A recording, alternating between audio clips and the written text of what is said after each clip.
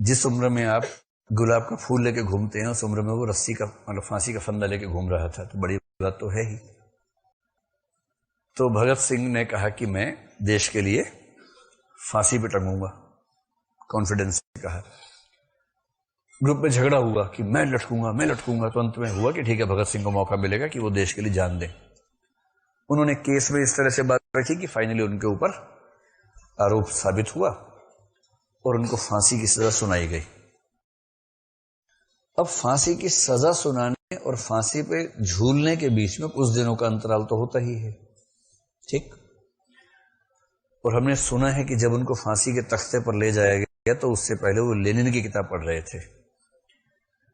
Lenin क्रांतिकारी था, Soviet संघ का, उसी दौर में था वो भी। 1917 से 1924 तक लेनिन सोवियत संघ का शासक रहा, 24 में उसकी मौत हुई। तो लाजमी है कि भगत सिंह जो कि मार्क्सिस्ट थे वो लेनिन को अपने समय का सबसे महान नेता मानते ही होंगे, तो लेनिन की ही एक पुस्तक पढ़ रहे थे। लेनिन की 5-6 पुस्तकें हैं, कौन सी पढ़ रहे थे मुझे नहीं पता, लेकिन उसमें कोई एक पुस्तक थी। तो जेलर आया और उसने कहा कि भगत सिंह आखिरी समय है, अब तो भगवान का नाम ले लो। और भगत सिंह ने कहा कि देखो यार, मुझे अच्छी तरह से पता है कि फांसी पे लटकते ही मेरा अस्तित्व पूर्ण रूप से खत्म हो जाएगा, ना आत्मा बचेगी, ना पुनर्जन्म होगा, ना मोक्ष है, ना स्वर्ग है। मैं जानता हूं सब ढकोसले हैं, मुझे सब में रुचि नहीं है। तो उसने पूछा तुम क्या पढ़ रहे हो? बोला एक क्रांतिकारी दूसरे क्रांतिकारी से बात कर रहा है। और फिर जहां तक पढ़ा था उस पेज को मोड़ के किताब रख के चल पड़ा कि चलो टांग दो भाई। रखा ऐसे जैसे फिर लौट के पढ़ूंगा, भाव तो हल्का हल्का शायद रहा होगा, या ये कि बाद में लोगों को पता हो कि मैं यहां तक पढ़ पाया था। फिर गए, उनकी मौत हो गई। और फांसी पर लटकते समय कितने शांत रहे होंगे मुझे पता नहीं, ऐसा वर्णन मैंने पढ़ा नहीं है। लेकिन बड़े बड़े हीरो जब फांसी पे लटकते हैं तो उस समय उनकी हरकतें कैसी होती हैं अगर देखना हो तो एक फिल्म है हिंदी में, हैंगमैन नाम की। हैंगमैन हिंदी की फिल्म है, नाम अंग्रेजी में। वो एक ऐसे व्यक्ति की कहानी है जो फांसी का फंदा ऑपरेट करता था, जल्लाद जिसको बोलते हैं। बड़ी रोचक कहानी है। एक बहुत अच्छी कहानी का सत्यानाश फिल्म का डायरेक्टर कैसे कर सकता है, उसके लिए फिल्म को देखिए आप। फिल्म अच्छी नहीं बनाई है, थीम अच्छी है। थीम यह है कि कहानी की शुरुआत में एक आदमी फंदा वही काम करता है, फांसी देनी है उस राज्य में उस दिन। एक ही पूरे राज्य में एक ही आदमी जिसको काम करना आता है। बाढ़ आई हुई है, हेलीकॉप्टर उसके गांव में उतरा है उसको ले जाने के लिए, क्योंकि फांसी देने का टाइम तय है। उसका बड़ा महत्व है। और वो अपने बॉस के बॉस के बॉस के बॉस के बॉस से निवेदन करता है, सीनियर किसी आईपीएस से, कि सर मुझे ना अच्छा फील नहीं होता है काम करने में, अब मुझे रिटायरमेंट दे दीजिए, वीआरएस दे दीजिए, मैं छोड़ना चाहता हूं ये काम। और उनके पास मजबूरी कोई और है ही नहीं, तो खैर किसी तरह से एक को ट्रेनिंग दे रहे हैं कि वो सीख ले काम, तो इसको हटा दें। उस हैंगमैन का बेटा पढ़ने के लिए शहर में गया है।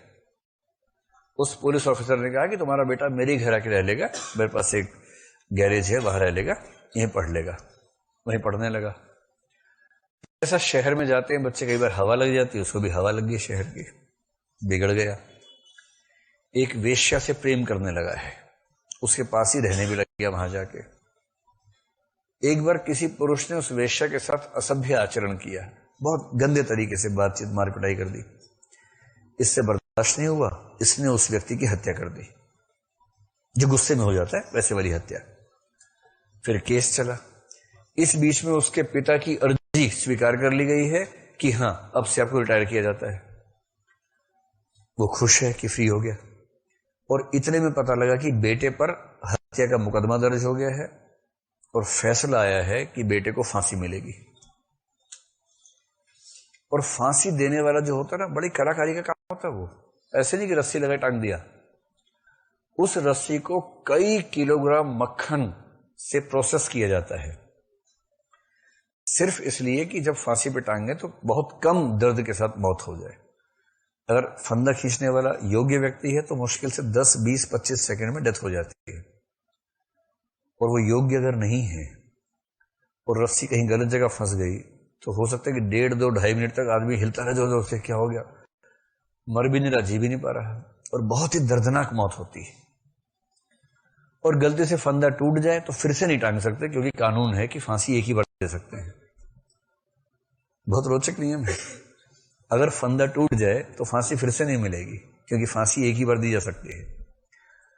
ऐसे ऐसे नमूने इतिहास में ऐसे ऐसे कानून बनाए गए हैं। अब जो नया आदमी फांसी देने वाला है, उसको फांसी ठीक से देनी आती नहीं है, और बाप को चिंता है कि मेरे बेटे को इतना दर्द होगा फांसी पर टंगते हुए। उसने फिर दरखास्त की सरकार से कि हुजूर एक आखिरी फांसी मुझे देने दीजिए, मेरे बेटे की फांसी है। और बड़ी मुश्किल से उसकी दरखास्त मानी गई। फिर अंत में बाप ने ही फंदा खींचकर बेटे को फांसी दी, ताकि उसको दर्द कम हो। अब कहानी कितनी रोचक है देखिए। आप सबकी आंखों से बस आंसू ही नहीं गिरे, बाकी सब तो हो ही गया। देखिए आप लोग कितना डूब गए हैं, आए कितना बुरा हुआ बेचारे के साथ। कहानी का यही तो मजा है, आदमी डूब जाता है उसमें।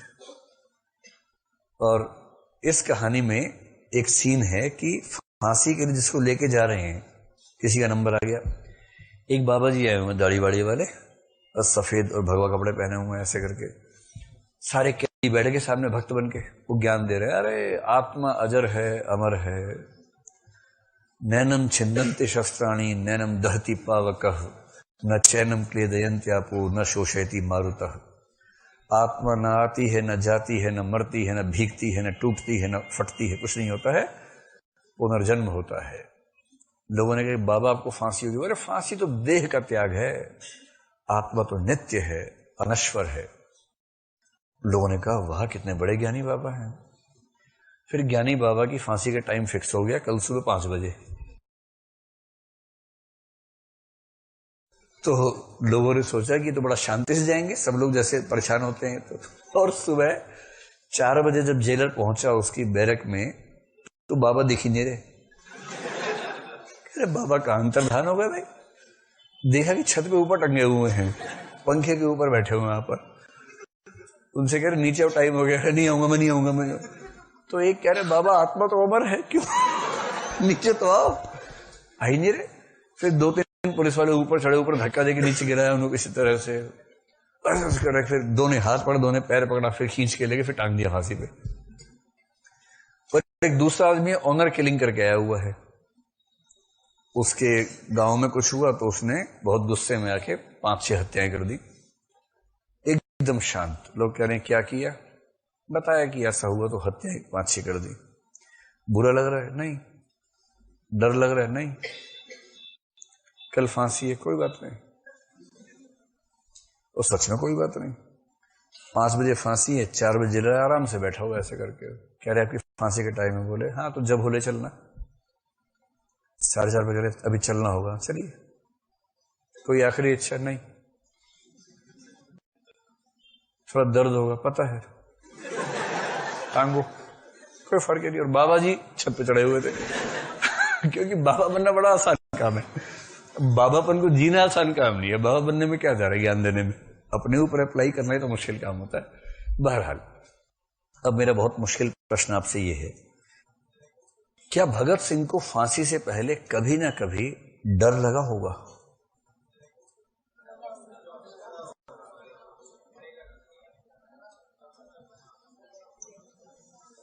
बहुत ही मुश्किल प्रश्न है।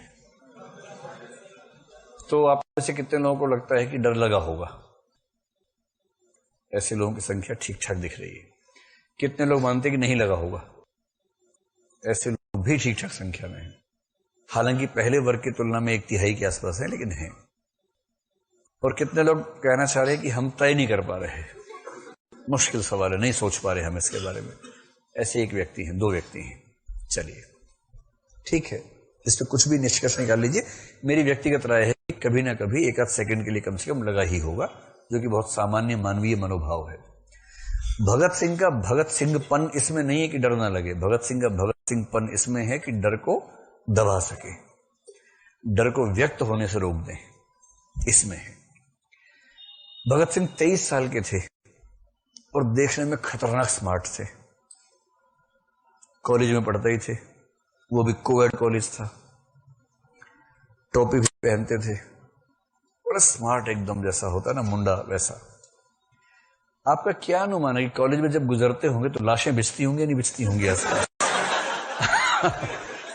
होता ही होगा भाई, सीधी सी बात है, क्यों नहीं होगा? इतना स्मार्ट लड़का है, पढ़ाई लिखाई में इतना अच्छा है, किसी भी विषय पर इतनी बढ़िया स्पीच देता था, किसी विषय का उससे विश्लेषण करवा लो, साहसी था, देखने में अच्छा है, क्यों नहीं उसको लोग पसंद करेंगे? करते ही होंगे।